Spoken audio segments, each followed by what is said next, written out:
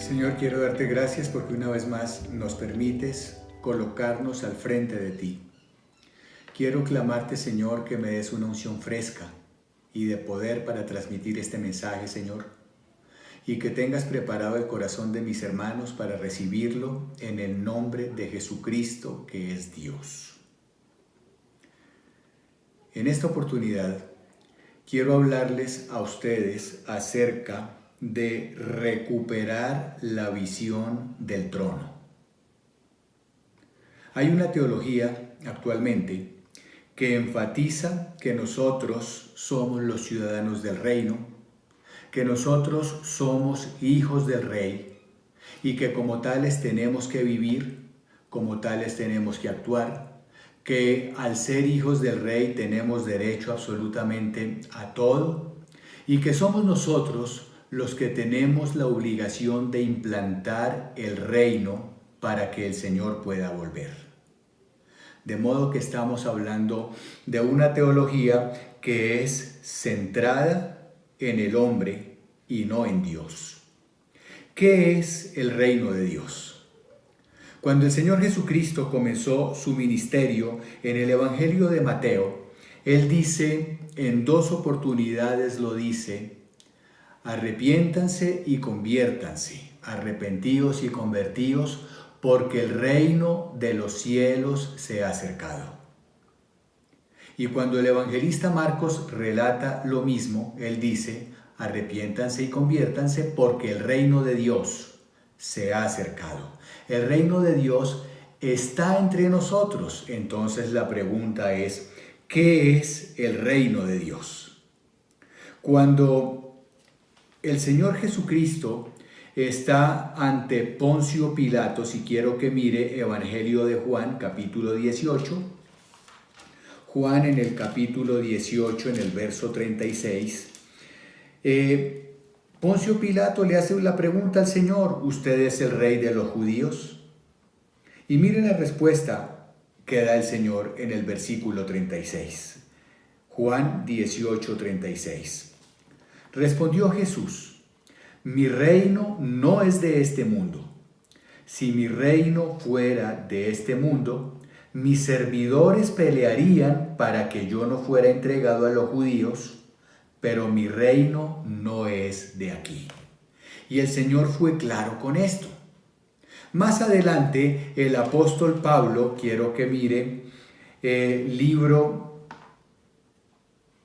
de Romanos en el capítulo 14, él dice, el reino de Dios, 14:17 dice, porque el reino de Dios no es comida ni bebida, sino justicia, paz y gozo en el Espíritu Santo. Esto quiere decir, de acuerdo a lo que nos dice el Señor y de acuerdo a lo que enfatiza el apóstol Pablo, que el reino del Señor es un reino espiritual. No es un reino que se acomoda dentro de los lineamientos de este mundo, no es un reino material. Pero todo reino tiene que ver con el rey.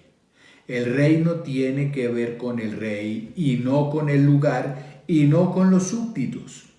En el libro de Hechos de los Apóstoles, mire Hechos de los Apóstoles en el capítulo 1, dice el autor de los Hechos de los Apóstoles, mire desde el versículo 1 al versículo 3, Hechos 1, 1 a 3, dice, en el primer tratado, oh Teófilo, hablé acerca de todas las cosas que Jesús comenzó a hacer y a enseñar hasta el día en que fue recibido arriba, después de haber dado mandamientos por el Espíritu Santo a los apóstoles que había escogido, a quienes también, después de haber padecido, se presentó vivo con muchas pruebas indubitables, apareciéndoseles durante 40 días y hablándoles acerca del reino de Dios.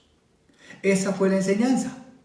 Durante 40 días después de resucitado, el Señor duró apareciéndose a sus discípulos, enseñándoles, dándoles la enseñanza, la instrucción acerca del reino de Dios. Y hablándoles del reino de Dios, Mire versículo 6, los discípulos le dicen, entonces los que se habían reunido le preguntaron diciendo, Señor, ¿restaurarás el reino a Israel en este tiempo? Mire la pregunta. Señor, ¿restaurarás el reino? Mire la pregunta. Señor, ¿tú restaurarás el reino? De modo que los discípulos entendieron que es el Señor el que restaura el reino. Ellos no preguntaron, Señor, ¿restauraremos el reino? Señor, ¿cuánto tiempo nos das para restaurar el reino? Los discípulos le dicen, Señor, ¿restaurarás el reino? Entendieron que es el Señor el que está restaurando el reino. Ahora, déjenme llevarlo a esta reflexión. No hay reino sin rey. El rey es Jesucristo. Jesucristo es el que implanta su reino. No hay reino sin rey. Cuando el Señor viene en su segunda venida literal, visible, a implantar el reino, a implantar el milenio, mire Apocalipsis capítulo 19, Apocalipsis 19 verso 16 dice, y en su vestidura y en su muslo tiene escrito este nombre, Rey de Reyes y Señor de Señores. Ese es el nombre de Jesucristo en su segunda venida. Viene a implantar el reino. ¿Quién viene a implantar el reino? El Rey de Reyes y el Señor de Señores. ¿Cómo se ganó el título del rey? ¿Cuándo se ganó el título de rey? Mire Filipenses, capítulo 2, que lo hemos leído mucho en estos días, que tiene que ver con la obra de Jesucristo. Mire Filipenses 2 desde el versículo 5. Haya pues en vosotros este sentir, que hubo también en Cristo Jesús, el cual, siendo en forma de Dios, no estimó el ser igual a Dios como cosa a que aferrarse, sino que se despojó a sí mismo, tomando forma de siervo, hecho semejante a los hombres, y estando en la condición de hombre, se humilló a sí mismo, haciéndose obediente hasta la muerte y muerte de cruz. Por lo cual Dios también le exaltó hasta lo sumo y le dio un nombre que es sobre todo nombre, para que en el nombre de Jesús se doble toda rodilla de los que están en los cielos y en la tierra y debajo de la tierra, y toda lengua confiese que Jesucristo es el Señor, para gloria de Dios Padre. Él es el Rey. Y el reino tiene que ver con el rey. Se ganó el derecho a ser rey. El Señor es el Shaddai. La palabra Señor en el Antiguo Testamento traduce Shaddai. Y la palabra Shaddai quiere decir el Todopoderoso, el que todo lo puede, el Omnipotente. Esa visión del Cristo entronado, del Señor Jesucristo sentado en su trono, es la visión que tiene que recuperar la iglesia de hoy. El mensaje de hoy es un mensaje mentiroso, es un mensaje humanista, es un mensaje centrado en el hombre, es un mensaje para agradar al hombre, es un mensaje que se centra en positivismo, hable en positivo, visualice, es un mensaje que se centra en lo que nosotros queremos, haga pactos con Dios, pacte con Dios, dele a Dios, ofréndele a Dios para que Dios le dé. Es un mensaje que se centra en ese reino, que nosotros somos los ciudadanos del reino, que somos los encargados de implantar el reino porque somos los hijos de Dios, y como hijos de Dios tenemos derecho a vivir como reyes. Es un mensaje para hacer crecer las iglesias, es un mensaje para sacarle la plata a la gente, es un mensaje para agradar a la gente, es un mensaje que se centra en las expectativas del hombre. Hoy se habla de ángeles caídos, se habla de gigantes, se habla de pueblos creciendo, pero no se habla del Señor Jesucristo. Se habla de cómo podemos tener poder, se habla de cómo vivir como hijos del Rey, pero no se está hablando del Señor Jesucristo. Por eso le estoy diciendo, la iglesia de hoy tiene que recuperar la visión del trono, tiene que recuperar la visión del Cristo entronado. El mensaje de hoy no sirve, es mentiroso. Quiero que mire Romanos capítulo 12. Busque usted en la palabra Romanos capítulo 12, versículo 2 y mire esto que está diciendo el apóstol Pablo. No os conforméis a este siglo.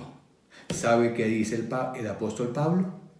No tome la forma de este mundo. La palabra conformar es conforma, tomar la forma de este siglo. La palabra siglo es mundo. No tome la forma de este mundo. Tomar la forma del molde. Nosotros vivimos en el mundo. Nuestro molde es el mundo. Así como el agua toma la forma del recipiente que lo contiene. Por ejemplo, si usted echa agua en un vaso, el agua va a tomar la forma del vaso, pero si la echa en una jarra redonda, el agua va a tomar la forma del jarro redondo, y si la echa en un recipiente cuadrado, el agua va a tomar la forma cuadrada. El agua toma la forma del recipiente que la contiene.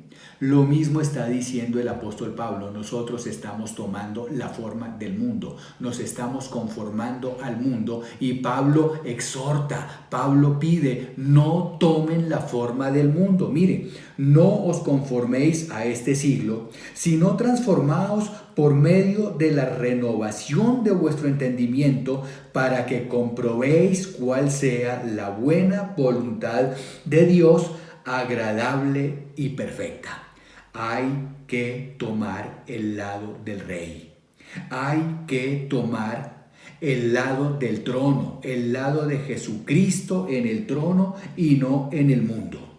Y no el del mundo. Le estoy diciendo, la iglesia necesita recuperar, volver a tomar la visión del trono. Mire nuevamente Juan capítulo 18, Evangelio de Juan, capítulo 18, versículo 36. Respondió Jesús: mi reino no es de este mundo. Si mi reino fuera de este mundo, mis servidores pelearían para que yo no fuera entregado a los judíos, pero mi reino no es de aquí. Mi reino no es de este mundo.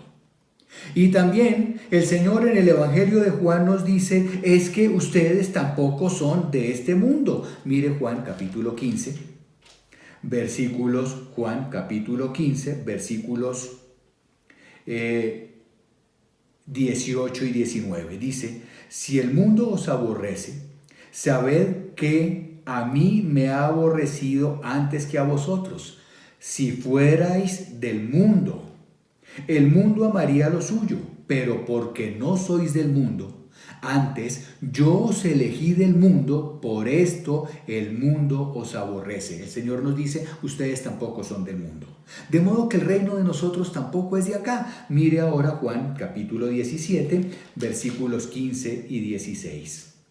No os ruego que los quites del mundo, sino que los guardes del mal. No son del mundo, como tampoco yo soy del mundo. El reino del Señor no es de este mundo. El Señor no es el rey de este mundo. Nosotros tampoco pertenecemos a este mundo. Pero mire esto, le estoy diciendo, tenemos que recuperar la visión del Cristo exaltado. Mire Efesios capítulo 1.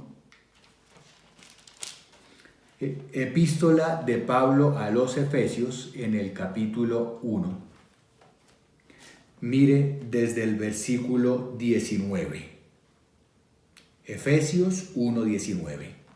Y cuál la supereminente grandeza de su poder para con nosotros, los que creemos, según la operación del poder de su fuerza, la cual operó en Cristo, resucitándole de los muertos y sentándole a su diestra en los lugares celestiales, sobre todo principado y autoridad y poder y señorío y sobre todo nombre que se nombra no solo en este siglo, sino también en el venidero, y sometió todas las cosas bajo sus pies y lo dio por cabeza sobre todas las cosas a la iglesia. Entonces mire usted cuál es el lugar de Jesucristo.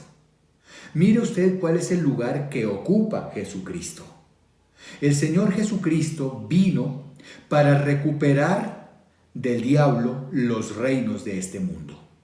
Cuando Adán pecó, le entregó al diablo el señorío que el Señor le había dado a Adán. Y a partir de ese momento, el diablo es el señor de este mundo. Y el diablo lo sabía. Cuando vino Jesucristo en su ministerio terrenal a morir en la cruz del Calvario, el diablo con todas sus fuerzas quiso impedir que el Señor llegara a la cruz del Calvario desde el mismo comienzo de su ministerio.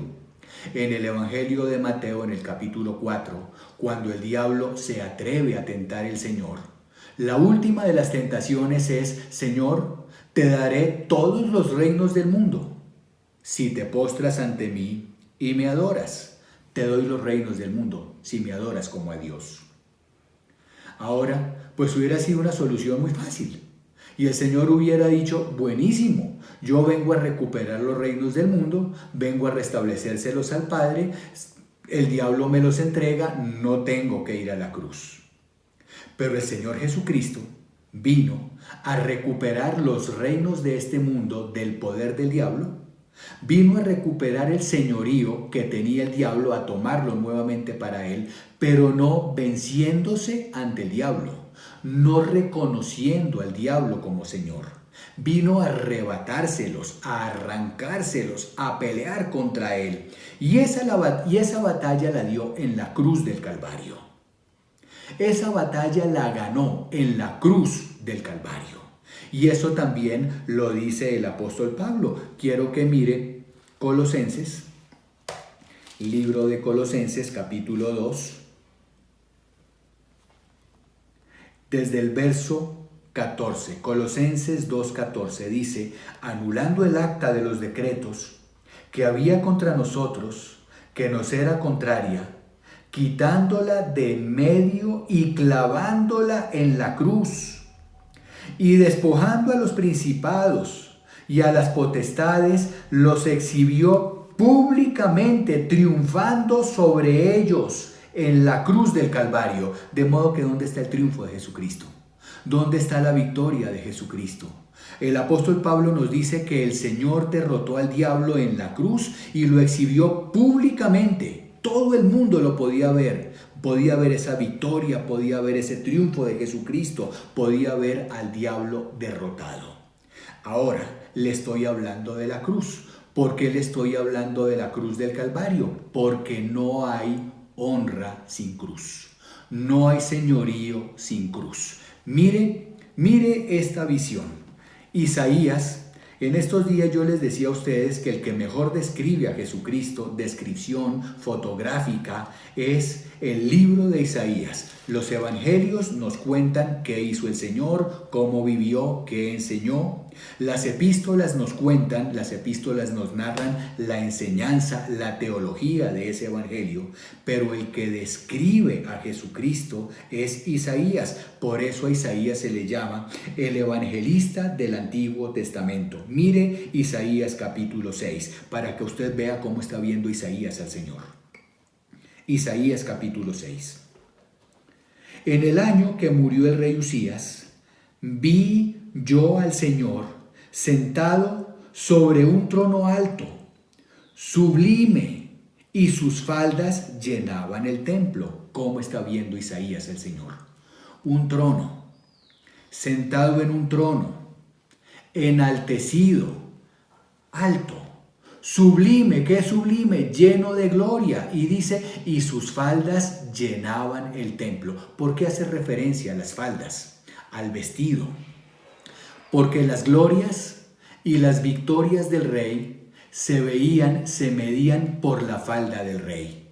Cada vez que el rey ganaba una batalla, que venía victorioso de la batalla, alargaba la falda. Cada vez que el rey construía una ciudad o amurallaba una ciudad o hacía algo bueno por una ciudad, alargaba la falda. Y habían reyes que tenían las faldas tan largas que tenía que tener un séquito, unos pajes, unos edecanes que se la cargaban cuando él iba caminando para que no se enredara. Pero ahora Isaías ve al Señor en un trono alto, sublime, y dice que sus faldas eran tan largas, que sus victorias eran tan grandes, que su gloria era tan grande, que sus éxitos eran tan grandes, que la falda llenaba el templo. Era tanto que ni le cabía en el templo. Esa es la visión. Esa es la visión que tiene Isaías de Jesucristo. Quiero repetirle. En el año en que murió el rey Usías, vi yo al Señor sentado sobre un trono alto, sublime, y sus faldas llenaban el templo. Y por encima de él había serafines, ángeles encargados de la adoración. Cada uno tenía 6 alas, y con 2 cubrían sus rostros, y con 2 cubrían sus pies, y con 2 volaban. Y el uno al otro daba voces diciendo: Santo, Santo, Santo, Jehová de los ejércitos, toda la tierra está llena de su gloria. Cuando el Señor viene en su segunda venida a implantar el reino, ese es el título que Él trae. Pero eso es lo que ofrece también. Hay una iglesia en el libro del Apocalipsis, la última de las iglesias, que es la iglesia de la Odisea, que según los teólogos dicen que esa es la iglesia de hoy, la iglesia del tiempo actual, y la describe como una iglesia fría, como una iglesia tibia, como una iglesia con un mensaje acomodado al hombre, una iglesia en la cual ni siquiera el Señor Jesucristo está en ella, porque cuando dice, he aquí yo estoy a la puerta y llamo, entonces lo muestra afuera. Y dice, y si abren, yo voy a entrar, entonces está afuera. A esa iglesia, como la iglesia de hoy, el Señor está pidiendo a gritos que lo dejen entrar. Por eso les digo, tenemos que recuperar la visión del trono. Pero mire cómo termina el mensaje a esa iglesia. Dice Apocalipsis 3:21. Al que venciere, dice, al que venciere, le daré que se siente conmigo en mi trono, así como yo he vencido y me he sentado con mi Padre en su trono. ¿Dónde está Jesucristo? ¿En qué lugar está Jesucristo? Sentado en un trono. ¿Por qué puede estar sentado en un trono? Porque venció. Porque derrotó al diablo y recuperó todos los reinos de este mundo. Y al hacerlo en la cruz del Calvario, se puede sentar en el trono a reinar. Ahora le hago la pregunta, ¿quién es el que está sentado en el trono? ¿Quién es el que se sienta en un trono? El rey. ¿A qué se sienta en el trono? A gobernar. ¿Para qué gobierna? Para tener todo bajo su autoridad. Para tener dominio sobre todo su reino. El que está sentado en el trono es Jesucristo. Y Él tiene el poder y Él tiene el dominio. Cuando el Señor Jesucristo terminó su ministerio terrenal, en el Evangelio de Mateo lo describe, Él dice, toda potestad me es dada en el cielo y en la tierra. Tengo todo el poder sobre el cielo y sobre la tierra, en el cielo y en la tierra. Todo poder me es dado, ya lo recuperé, ya lo tengo nuevamente. Voy a gobernar, voy a disponer, voy a tomar todo bajo mi control. El que está diciendo eso es Jesucristo. Por eso le estoy diciendo, la iglesia tiene que recuperar el mensaje del trono. La iglesia de hoy, en lugar de perder su tiempo con fábulas, con cuentos, con anécdotas, con testimonio, tiene que recuperar la visión de Jesucristo entronado, de Jesucristo sentado en su trono. Pero déjeme decirle algo, no hay trono sin cruz. Jesucristo, para poderse sentar en el trono, tuvo que pasar primero por la cruz. De modo que para poder llegar hasta el trono de Jesucristo, tenemos que pasar primero por la cruz del Calvario. Tenemos que reconocer lo que hizo por nosotros. Tenemos que aceptar su sacrificio expiatorio. Tenemos que mirar su derramamiento de sangre para el perdón de nuestros pecados. Tenemos que reconocer lo que Él hizo por nosotros. Mirarlo crucificado. Mirarlo muriendo por nosotros en esa cruz. Y al hacerlo, el camino se abre para poder llegar derechito hasta el trono. ¿Por qué razón le digo que tenemos que recuperar la visión del trono? Porque el mundo de hoy borró la cruz. Porque en los mensajes de hoy no se habla de cruz. Porque en los mensajes de hoy se enseña una teología que no tiene que ver con la cruz. Se habla de un reino sin rey. Pero cuando usted recupera la visión del trono, pasan dos cosas en su vida. Cuando usted vuelve a ver a Jesucristo sentado en la cruz del Calvario, pasan dos cosas en su vida. La primera, que usted depende de Él. La primera es que usted sabe quién es el que tiene el control, quién es el que tiene el dominio, quién es el que es rey, quién es el que lo controla todo. Usted sabe de quién depende, usted sabe en quién ha confiado. Y al recuperar la visión de ese trono, usted comienza a depender de Jesucristo. Y la segunda cosa que pasa en su vida, cuando usted ve a Jesucristo sentado sobre su trono, usted fácilmente puede adorar. La primera cosa que pasa es que usted depende de Jesucristo y la segunda cosa que pasa es que usted adora a Jesucristo. Fácilmente usted se puede rendir ante Él. Fácilmente usted lo puede alabar y decirle como los ángeles: Santo, Santo, Santo, Señor Dios Todopoderoso, Rey de los ejércitos, tú eres alto, eres sublime, eres grande, porque así es como lo estamos viendo. Hoy vamos a recuperar esa visión. Vamos a volver a mirar a Jesucristo sentado en su trono. Y acuérdese que la llave, la clave para poder ver a Jesucristo sentado en el trono es pasar a través de la cruz del Calvario. Reconocer la obra de Jesucristo y mirarlo como lo vio el apóstol Pablo, grande. Se le hacía la boca agua diciendo: y toda lengua confesará que Jesucristo es el Señor, y ante Él se doblará toda rodilla de los que están en el cielo, en la tierra y debajo de la tierra. Volvamos a leer nuevamente Filipenses capítulo 2. Mire Filipenses en el capítulo 2, porque esto es majestuoso, porque esto es grande, porque esto es sublime. Mire, primero habla de la cruz. Y después habla del trono. Filipenses 2, versículo 5. Haya pues en vosotros este sentir que hubo también en Cristo Jesús, el cual siendo en forma de Dios, no estimó el ser igual a Dios como cosa a que aferrarse, sino que se despojó a sí mismo, tomando forma de siervo, hecho semejante a los hombres, y estando en la condición de hombre, se humilló a sí mismo, haciéndose obediente hasta la muerte y muerte de cruz. Por lo cual, Dios también le exaltó hasta lo sumo y le dio un nombre que es sobre todo nombre, para que en el nombre de Jesús se doble toda rodilla de los que están en los cielos y en la tierra y debajo de la tierra, y toda lengua confiese que Jesucristo es el Señor, para gloria de Dios Padre. ¿Cómo está viendo Pablo a Jesucristo? Sentado en su trono, gobernando desde su trono, disponiéndolo todo desde su trono. Hoy el Señor está sentado en su trono. Tiene autoridad sobre todo.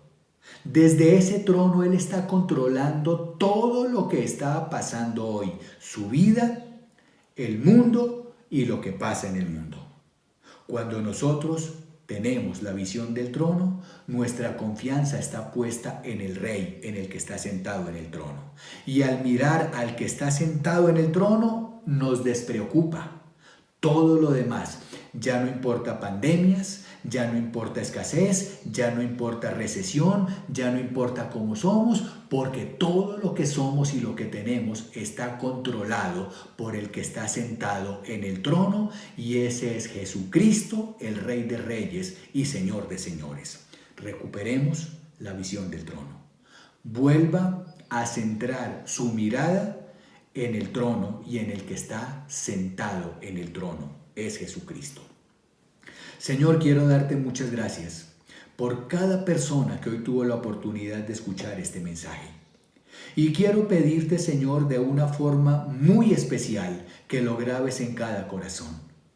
Que aprendamos a mirarte, Señor, como el Rey de Reyes y Señor de Señores, que está sentado sobre el trono de la gloria y de majestad, sobre el trono que está sobre este mundo, el más alto, el más sublime y el más grande. Señor, yo quiero pedirte hoy que mires con tu misericordia desde ese trono la vida de cada uno de mis hermanos. Que nos tomes en tus manos, Señor. Que nos tomes bajo tu control y bajo tu dominio. Que nuestra vida hoy sea gobernada por ti.